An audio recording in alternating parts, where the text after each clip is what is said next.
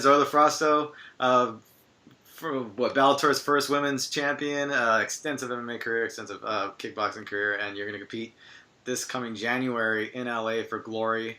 Glad to have you on the show, and a long time no see. How are you doing? It's been a while. I'm good. I'm great. I'm ready to fight more than ever. It's been a while, so yeah. I've pretty much been in like 4 or 5 training camps, and Jesus, it's been rough. I've been ready to fight for a long time, and well, no, like you're supposed to fight in the last Glory card, or the last couple of Glory cards. Yeah. Talk about that. Yeah, and, there was and one, what happened. and then the next one, and that didn't fall through. So Right.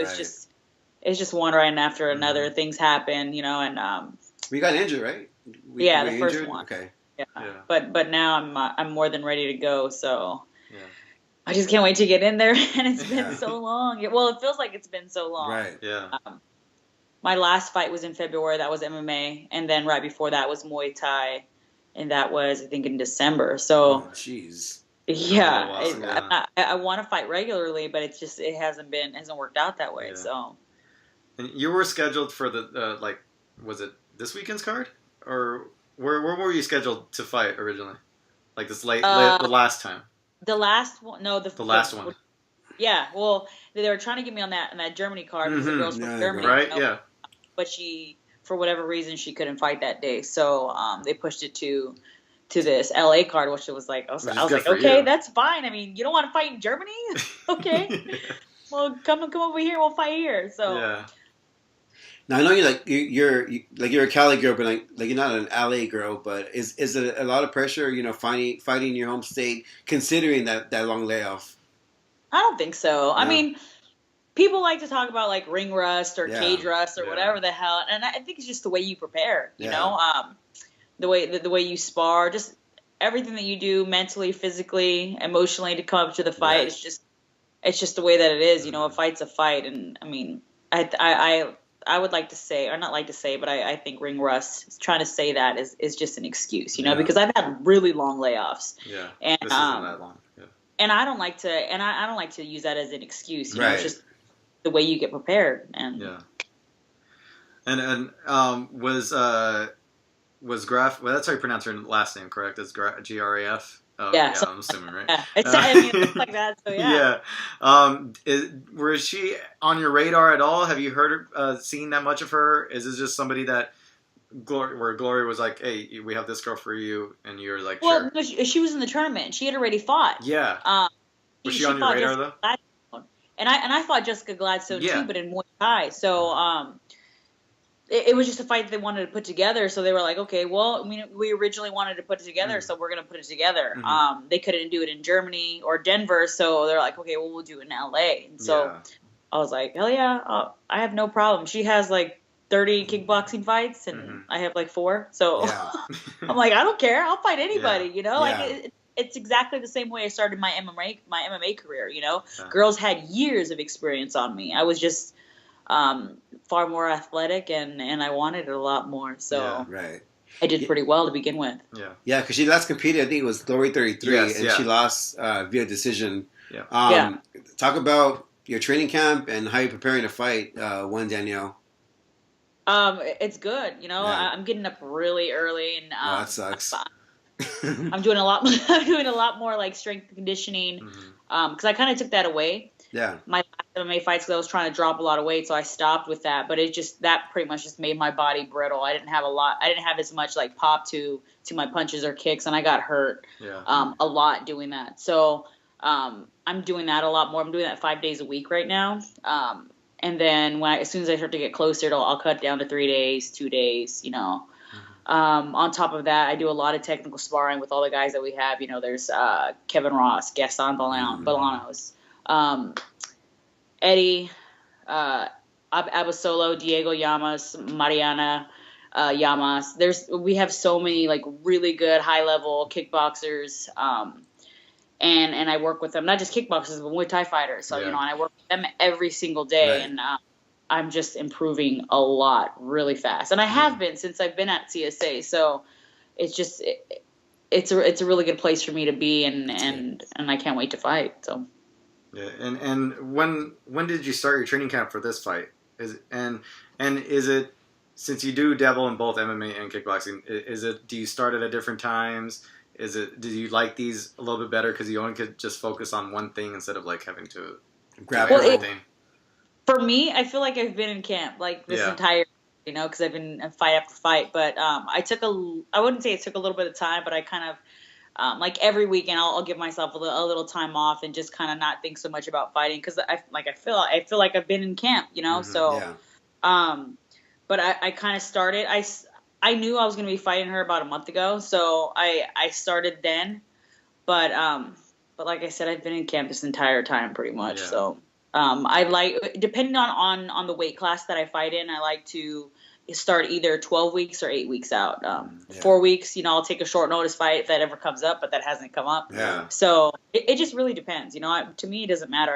I really want to fight. It just depends on what weight class. But that's about it. Yeah. Well, you only fight at 125, right? That's your weight class for kickboxing? That's the weight class that I prefer. I've fought at 35 to start my career. I fought at 115. Oh, my God. That's crazy. Yeah, so I fought at 115, 135, and 125. And, right now I'll be fighting at 125. Yeah. So depending on how everything else goes, I might be dropping down to 115 again this next year, but it really depends. Yeah. Now, do you know if since you fight in California and the whole weight cutting, like weigh-in, I think the morning of the weigh-ins, is that going to be the same thing for Glory, or is that just for MMA? I think it's California too. So I really don't know. Okay. I'll find out hopefully soon enough. I hope it is. Because it looks we get more time to rehydrate and to recover and for me, a lot of people know that would probably help me out a lot. Benefit you for sure. Hopefully, I'll be able to weigh in early in the morning, the day of weigh-ins, and recover all that day and the next day. Awesome. How has Glory been in terms of like being in contact with them throughout this year, and the fights maybe falling out here recently, and now getting this fight? Like, how has it been dealing with them as an organization, like, and being a part of it?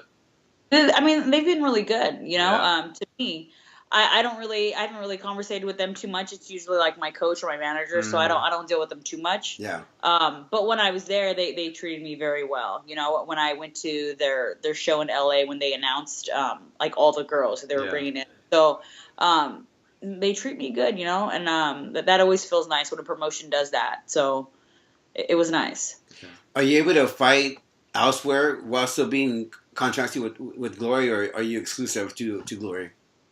I'm exclusive with them when it comes to Muay Thai and kickboxing. Okay. Mm. So I have 3 fights with them or a year.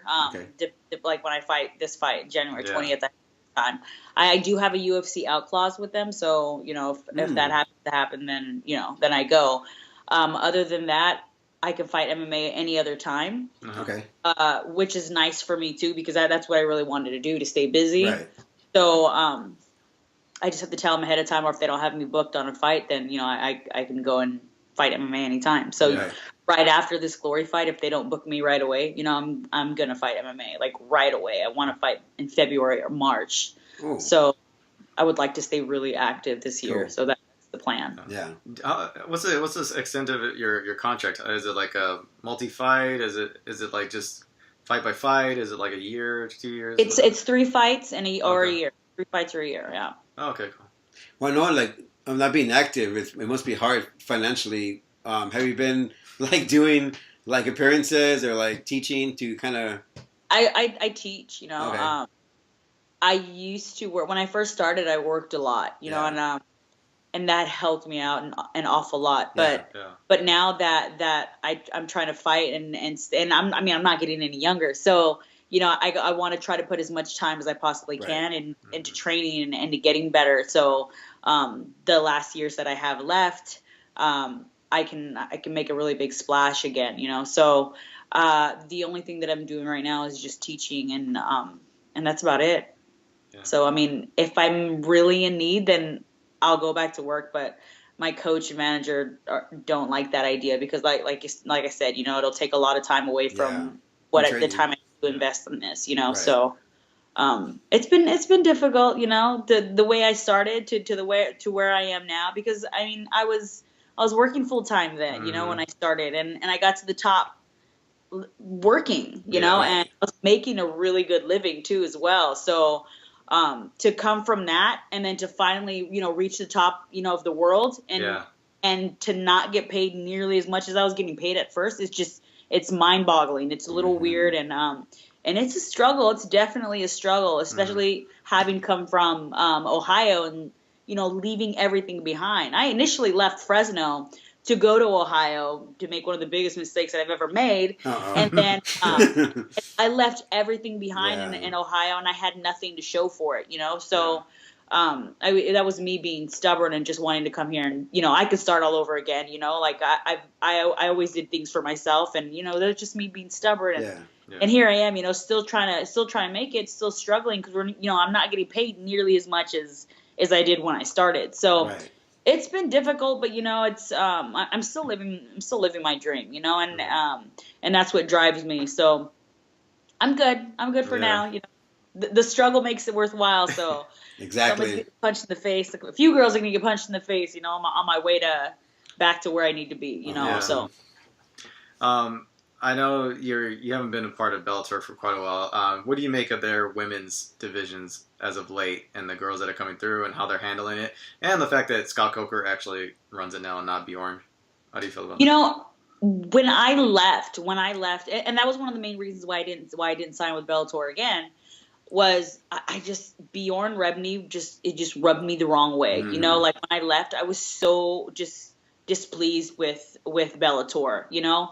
And then when Scott started to run it, I was like, okay, well, you know, I've dealt with Scott and Strikeforce, and he seemed like a really good guy, you know. So when they came across me with that first contract, like, hey, we're doing this 125 division, I was hesitant because I was like, I didn't like the way I left Bellator, you know, because of Bjorn Rebney. Right. And everybody tried to push, hey, you know, it's Scott Coker now, you know, so it's a little different, and I couldn't say yes to it. So but now watching how it's starting to shape up, it's starting to catch my eye again. I was like, that's pretty interesting. I'm like, all these girls at 125, I can beat her. I can probably take all of those girls at 125 in Bellator. And kickboxing, you know, but I'm in Glory right now, so I can't really do kickboxing. Hopefully, maybe the MMA. You know, it really depends. Right now, everything's just kind of up in the air, and I'm going with the flow with fight after fight, and we'll see where it goes. But it's starting to look really interesting. You know, a lot of the girls are doing very well, and I like it. You know. Yeah. Speaking of Bjorn, I mean, you saw how he resurfaced out of nowhere. Just to stay on the Bjorn topic for right now, but he's heading this MMA association thing, came out of nowhere. Do you think some of these UFC guys are making a mistake? They don't know who they're dealing with, or what do you make of it? When I saw that, I couldn't believe my eyes. I was like, okay, that makes a lot of sense. One of the guys at MMA that has effed over a lot of fighters, and you're putting him as a head of a fighters association. Yeah, that makes a lot of sense. Yeah. You know, a lot of people are like, oh, well, Bjorn's trying to do this for the good of the people and this and that. I was like, well, unless you've been fucked over by Bjorn, you know, you really don't know what you're dealing with. So I wasn't very happy to see that at all. You know, people are like, oh, well, it's for the good of the fighters. I was like, it would have been good for the fighters if they would have started that without him. Like, those other fighters, it just completely discredited all of them because of who they were standing next to. Exactly. And that was just the way that I felt about it. And there was a lot of other fighters that talked about it as well, you know, that dealt with him. There Former were Bellator guys, yeah. What is this, you know? So I wasn't the only one that was looking at it like, what the hell? Like, that's just weird. That's weird to me. And I didn't like it. I didn't like it at all. Yeah. Yeah. Plus, you know, his history with Dana White, so it's kind of shady that all of a sudden he carries. The whole situation is pretty. I'm not sure what his role is. I don't know if he's ahead of it. I don't know if he's just an advisor, but he's a big part of it, obviously. So. Yeah. Well, whatever it is, he's doing it for his own personal reasons too. It's not. Oh, for the fighters. Really? If you were for the fighters, you would have been for the fighters when you had your own promotion, you know? Exactly. And it's just crazy. That's crazy to me to see that happening. Yeah. I've been following you on Instagram and Snap and Facebook, and I've been watching some of your live workouts, and my God, Zoila, you look like a beast, man. You look really, really good. Like your stand up looks amazing. Talk about your progression, in the gym, and are you excited to show everyone what you got? I've been excited. It's been a while, and I've had a lot of things that I've been working on, mentally, emotionally, coming up or going through CSA. Right. I've dealt with a lot of personal things when I first got there. Yeah. So now that I've been able to let a lot of that pass and start working on, me physically and mentally, it's like night and day. Yeah. The people that I get to work with every single day, it's been amazing for me, and it's to see the changes, and I'm only getting better. Like by the time 6 weeks rolls around, it's going to be completely different, and I'm excited, man. I'm really excited to watch you, man, because you look great. Like, thank you very much. You look freaking awesome. I definitely put a lot of time and effort into it. So I'm excited to watch you compete. It's gonna be like really stressful watching you fight, because me and Josh get all fucking nervous when we watch people that we know or care about compete. But I'm excited to watch you. Good, me too, man. I can't wait. I cannot wait. We talked about briefly with Sarah McMahon. We talked about like a sports psychologist. Have you ever seen a sports psychologist before? What do you feel about that? I've talked to Vinny Shorman. Okay. He's in the UK, but I've been in and out with him for a while. Since I've actually been at CSA the last 3 years.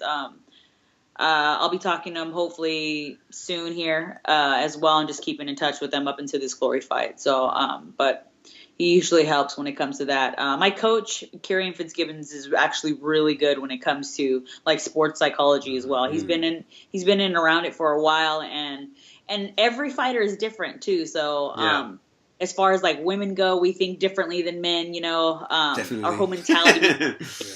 A lot of us are a little more. I mean, some of us are a little more emotional too, because we're women, so we're naturally like that. Yeah. And he knows how to deal with that well. So, I've had a lot of work, not just physically, but mentally along the way. So it's been really nice. And going back to your opponent, like you said in the beginning of the interview, that you feel like she's more accomplished, but I think you are actually. I think the championships that you held are more pristine than the title that she held. And most fighters kind of like they kind of foresee, or they kind of meditate and see what's going to happen in the fight. Have you done the same thing? Like visualize you in your fight and how the fight ends? Well, I mean, she's like a standard kickboxer. Yeah. She comes forward a lot. She tries to stay in the pocket, and she'll throw after you throw. She throws, you throw. Right. And she throws a lot of punches, a lot of kicks, but you can't try to stay in the pocket with me. I know. I'll take a couple of shots, but when I hit her, I'm gonna hit her hard, and she's not gonna be standing if she tries to stay in the pocket. Her best shot would be to stick and move, and even then, I'm gonna get my hands on her regardless of wherever she goes, and she's never fought anybody like me. So it's. And do you see like you stop knocking her out, or do you see like a it would be nice, fight? But I'm not gonna chase that. It would really be nice, but I'm not gonna chase it. I've dropped girls in Muay Thai and just about every single one of them, and I'm finally able to to be calm. In MMA, it was like 1 or 2 shots, don't get taken down.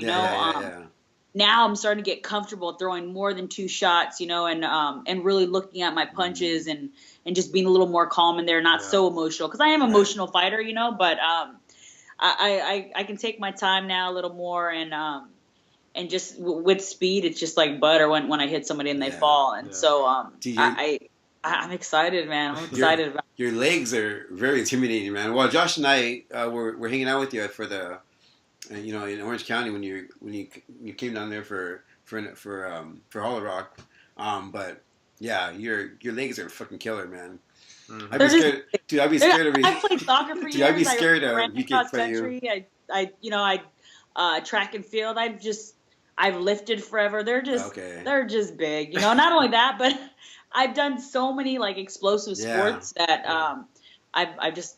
I learned how to use them well. So if I can just put my shin across her head or chin, you know, or just kick her to the body and drop her, that would be nice too. Yeah. So I think that's the best chance of her being knocked out with your kicks. Yeah, I mean, that would be really nice. Not only that, but she's a lot shorter than me, so you know, yeah, those head kicks are going to be coming. Oh man, we're looking forward to it. There's one more thing before we let you go. Two more things. Two more things. You got one too. I was coming back from Vegas one time, and I'm sure you know this. There's a billboard up on the road. I don't know what you're talking about. Explain this to me, because I think you mentioned it on social media one time. But it's a police poster, right? It's like a billboard, right? Have you seen this? You know what I'm talking about. Explain it. I went to school for criminology when I first started. When I got out of high school, because I wanted to be a correctional counselor.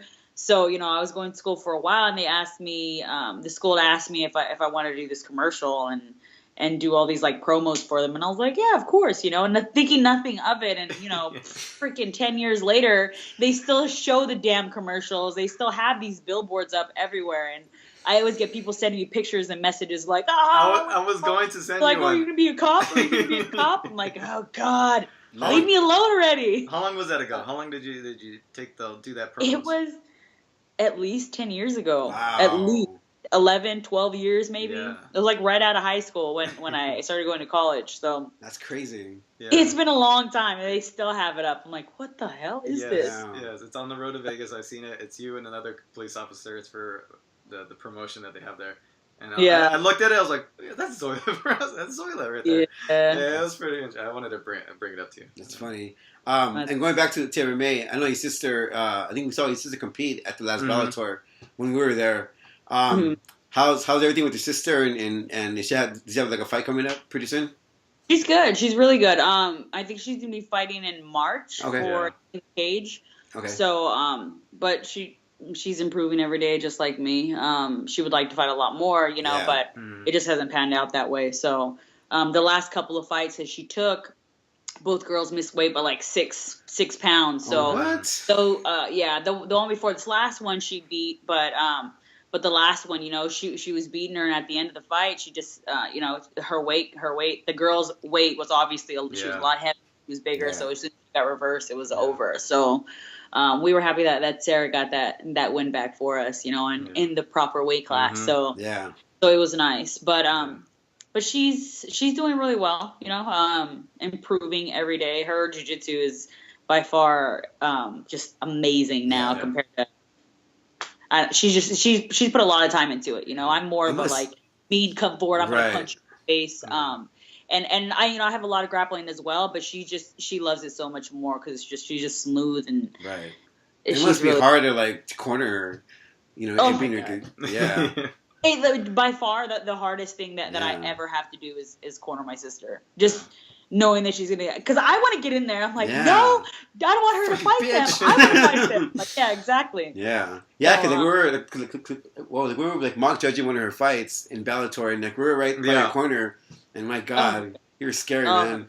It was. It's pretty intense, and then like the one of the losses that she had was tough for me because I was just kind of like, she shouldn't have taken that fight. There's like 5 pounds overweight. Like, I want to fight this girl. She's going crazy, jumping up and down like she won the lottery. So disrespectful. Her team. I was out of my mind. You know, usually for me, when people disrespect me or say things to me, just kind of like brush it off. Whatever. That's your sister. Whatever. But when it comes to like my sister, my mom, I'm like, nope, don't take that step. Don't take that step, you know. So it's a little rough. Yeah. All right. Oof. So Glory has a big event this weekend. Rico against Badahari. Who do you have in that fight? Man, Badahari. But I mean, I like Rico because he's humble and they're just huge. They're gigantic guys. Man, like they're huge guys and they hit hard. So I mean, I'll be excited to watch it, but Badahari more than likely. Well, Zoila, do you have any more questions? No. Good. Is this good seeing you? Glad to hear you have a fight scheduled up that it's gonna be in LA, which is awesome. Yes. And we're looking forward to it. Glory 37. Yeah. Perfect. Mm-hmm. Actually, can you shout out some of your sponsors that you have, and maybe tell the fans how they can find you on social media? Sorry, put you on the spot. Well, Instagram, I'm super active on Instagram. It's Zoila Frausto, at Zoila Frausto, ZoilaFrausto. I have a Snapchat, same thing, Zoila Frausto. Facebook, there's a few of them out there that are not me, but you can really.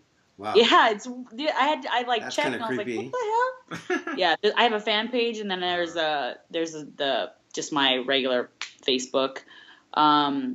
Sponsors, there's CSA, you know, they've been behind me 100%. Who else? I have so many of them. Out of the Cave, they sponsor my food.